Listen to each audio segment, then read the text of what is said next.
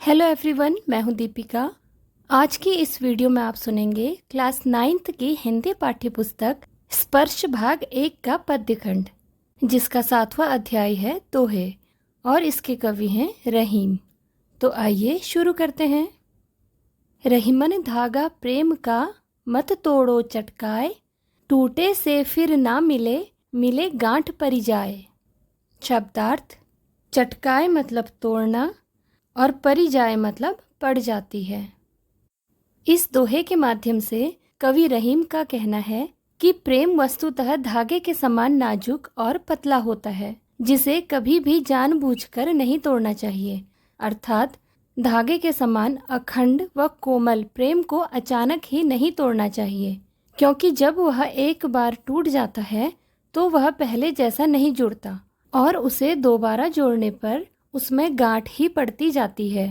प्रेम रूपी बंधन उस नाजुक धागे के समान है जिसमें जरा सा तनाव या आपसी टकराव पड़ने पर वह टूट जाता है, जिससे कि वह रिश्ता फिर पहले जैसा नहीं रहता और उसमें पहले जैसी आत्मीयता व पवित्रता नहीं आ पाती है। रहीमन निज मन की बिथा मन ही राखो गोय, सुनी अठिले हैं लोग सब बांट न ले हैं कोय। शब्दार्थ: निज मतलब अपना या निजी, विधा मतलब दुख व्यथा या अपनी बातें, गोय मतलब गुप्त या छिपा कर रखना, अठिले हैं मतलब मजाक उड़ाना, ले हैं मतलब लेंगे, कोय मतलब कोई। कवि रहीम कहते हैं कि व्यक्ति को अपने मन के दुख व दर्द को अपने तक ही सीमित रखना चाहिए, उसे दूसरों के सामने प्रकट नहीं करना चाहिए, यानी उसे दूसरों को नहीं बताना चाहिए, क्योंकि जब किसी दूसरे को उसके बारे में पता चलता है तो वे उस दुख को बांटने के बजाय मन ही मन खुश होते हैं और उसका मजाक ही उड़ाते हैं। ऐके साधे सब सधे, सब साधे सब जाए, रहीमन मूल ही सीन चिबो, फूले फले अघाए। शब्दार्थ: साधे मतलब पा लेने पर, सधे मतलब प्राप्त करना या पूरा करना, जाए मतलब नष्ट हो जाते हैं, मूल ही मतलब जड़ को, सींचबो मतलब सींचने से, फूले मतलब फूलों से, फले मतलब फलों में और अघाए मतलब तृप्त। कवि रहीम कहते हैं कि हमें एक एक कर कार्यों को पूरा करना चाहिए। एक बार में कोई एक ही कार्य करना चाहिए, यह नहीं कि कई सारे कार्य एक साथ शुरू कर दिए। इससे एक भी कार्य पूरा नहीं होगा और सारे कार्य नष्ट हो जाएंगे। एक लक्ष्य की प्राप्ति कर लेने के बाद क्रम से अन्य सभी लक्ष्य प्राप्त हो जाते हैं। अर्थात व्यक्ति को सर्वाधिक महत्वपूर्ण लक्ष्य पर ध्यान देना चाहिए, क्योंकि उस लक्ष्य को प्राप्त होते ही अन्य कार्य भी स्वतः या अपने आप सिद्ध हो जाते हैं। जिस तरह किसी वृक्ष की जड़ की सिंचाई करने पर उस पर लगने वाले फल फूल सभी का पर्याप्त पोषण हो जाता है एवं उसे भरपूर मात्रा में पाकर हम तृप्त हो जाते हैं, ठीक उसी तरह जड़ समान मूल लक्ष्य की प्राप्ति होने पर अन्य लक्ष्य स्वतः ही हासिल कर लिए जाते हैं। चित्रकूट में रमी रहे रहीमन अवध नरेश, जा पर विपदा पड़त है सो आवत यह देश। शब्दार्थ: रमी मतलब रमना, अवध नरेश मतलब अयोध्या के राजा राम, जा पर मतलब जिस पर, विपदा मतलब संकट या मुसीबत, सो मतलब जो, आवत मतलब आता है, देश मतलब प्रदेश या क्षेत्र। कवि रहीम कहते हैं कि जब अयोध्या के राजा श्री राम को 14 वर्ष का वनवास मिला था तो वे चित्रकूट में रहने गए थे, जो कि एक घनघोर वन में बहुत ही बीहड़ इलाका था। कवि आगे कहते हैं कि जिस व्यक्ति पर भी कोई मुसीबत या विपत्ति आती है तो वह इसी प्रदेश में शांति पाने के लिए खींचा चला आता है। दीर्घ दोहा अर्थ के आखर थोरे आही, ज्यों रहीम नट कुंडली सिमटी कूद चढ़ी जाही। शब्दार्थ: दीर्घ मतलब बड़ा या लंबा, अर्थ मतलब अर्थ या आशय, आखर मतलब अक्षर, थोरे मतलब थोड़े, आही मतलब होते हैं, नट मतलब कलाकार, कुंडली मतलब घेरा, सिमटी मतलब सिकुड़कर या सिमटकर, कूद मतलब कूदना, चढ़ी मतलब निकलना। कवि रहीम कहते हैं कि दोहे का आकार तो छोटा हो सकता है, परंतु उनके अर्थ बड़े ही गहरे और बहुत कुछ कहने में समर्थ होते हैं। यानी अत्यंत थोड़े से अक्षर वाले दोहे के अंतर्गत बहुत गहरा और व्यापक अर्थ छिपा होता है।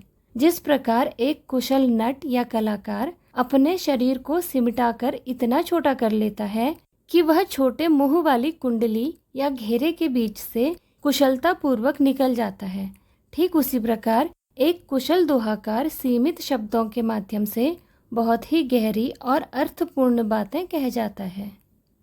धनी रहीम जल पंख को लघुजिय पियत अघाय, उदधि बढ़ाई कौन है जगत पियासो जाए। शब्दार्थ: धनी मतलब धन्य या महान, पंख मतलब कीचड़, लघुजीव मतलब छोटे जीव या कीट पतंगे, अघाय मतलब प्यास बुझाकर, उदधि मतलब समुद्र या सागर, बड़ाई मतलब महानता और प्यासो मतलब प्यासा। प्रस्तुत दोहे में कवि रहीम ने कीचड़ के पानी को धन्य कहा है। उनका कहना है कि कीचड़ का पानी जिसे हम गंदा समझते हैं, उसका पानी पीकर अनगिनत छोटे जीव अपनी प्यास बुझाते हैं, इसीलिए कीचड़ का पानी धन्य है। लेकिन इसके विपरीत विशाल सागर की महानता या बड़प्पन किस काम की, जो संसार के प्राणियों की प्यास तक नहीं बुझा पाता। समुद्र में इतना अधिक जल होने के बाद भी संसार के प्राणी समुद्र के पास जाकर भी प्यासे ही रह जाते हैं। कहने का मतलब यह है कि बड़ा होने से कोई लाभ नहीं अगर आप किसी की सहायता नहीं कर सकते। जो व्यक्ति किसी के काम आए वही महान है। नाद रीझ तन देत मृग, नरधन हेत समेत, ते रहीम पशु से अधिक, रीझेऊ कछु न देत। शब्दार्थ: नाद मतलब ढोल की आवाज़, रीझ मतलब प्रसन्न होकर, तन मतलब शरीर, मृग मतलब हिरण, हेत मतलब कल्याण या प्रेम, समेत मतलब सहित। कवि रहीम का कहना है कि जिस प्रकार नाद के संगीत से खुश होकर हिरण अपने प्राण या शरीर तक न्यौछावर कर देता है, उसी प्रकार किसी व्यक्ति की कला पर मुग्ध होकर मनुष्य उसके कल्याण के लिए प्रेम पूर्वक धन अर्पित कर देता है। लेकिन दूसरी ओर कुछ लोग ऐसे भी होते हैं जो पशुओं से भी बदतर होते हैं, जो दूसरों की कला से प्रसन्न तो होते हैं लेकिन उसे कुछ भी देने को तैयार नहीं होते। यहाँ कहने का तात्पर्य यह है कि मनुष्य को कला की कद्र करनी चाहिए। यदि कोई आपको कुछ दे रहा है तो आपका भी फर्ज बनता है कि बदले में आप भी उसे कुछ न कुछ अवश्य दें। बिगड़ी बात बने नहीं, लाख करो किन कोय, रहीमन फाटे दूध को, मथे न माखन होए। शब्दार्थ: बिगड़ी मतलब बिगड़ी हुई बात, करो किन कोय मतलब कोई कुछ भी क्यों न करे, फाटे मतलब फटे हुए, मथे मतलब मथना। कवि रहीम कहते हैं कि एक बार कोई बात या रिश्ता बिगड़ जाता है तो लाख कोशिश करने के बाद भी पहले की तरह ठीक नहीं हो पाता। उन बातों की कड़वाहट से रिश्तों में पहले जैसी मिठास नहीं रहती है। जिस तरह एक बार दूध फटने के बाद उसे कितना भी मथा जाए उससे मक्खन नहीं निकल सकता, ठीक उसी प्रकार जब किसी से एक बार संबंध खराब हो जाए तो कितना भी प्रयास क्यों न किया जाए वह पहले जैसा कभी नहीं हो पाता है। रहीमन देखी बड़ैन को, लघु न दीजिए डारी, जहाँ काम आवे सुई, कहाँ करे तरवारी। शब्दार्थ: बड़ैन मतलब बड़ा, लघु मतलब छोटा, डारी मतलब डालना और तरवारी मतलब तलवार। इस दोहे में कवि रहीम कहते हैं कि बड़े या शक्तिशाली को सामने देखकर छोटे या कमजोर की उपेक्षा या उसका त्याग नहीं करना चाहिए, क्योंकि जहाँ सुई काम आती है वहाँ तलवार का क्या काम।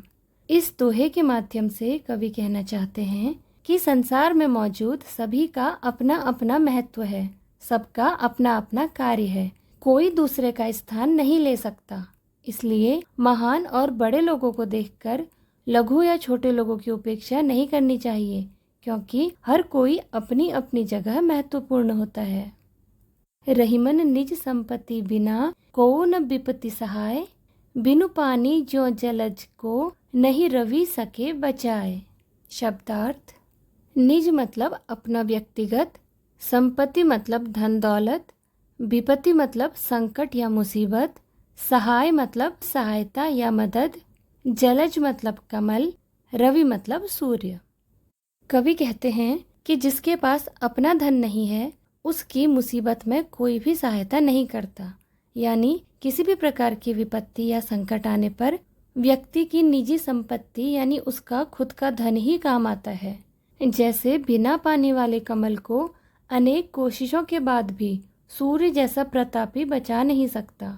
कवि कहना चाहते हैं कि यदि कमल का आधार पानी ही नहीं रहे तो सूर्य किसी भी तरह उसकी रक्षा नहीं कर सकता। ठीक उसी प्रकार बिना निजी संपत्ति वाला व्यक्ति कोई भी संकट या विपत्ति को सहने योग्य नहीं होता है।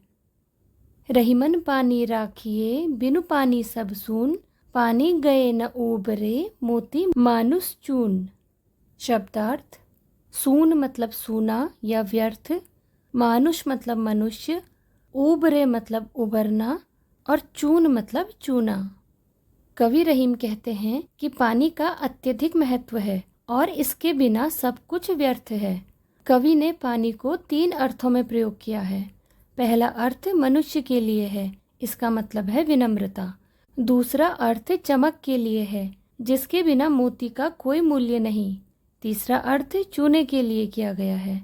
इस तरह कवि का कहना है कि जिस मनुष्य में विनम्रता नहीं है, जिस मोती में चमक नहीं है और जो चूना पानी में नरम नहीं पड़ता हो, उसका कोई महत्व नहीं रह जाता। आज के इस वीडियो में बस इतना ही। वीडियो में अंत तक बने रहने के लिए आपका शुक्रिया। तो मिलते हैं अगले वीडियो में एक नए अध्याय के साथ। Thank you.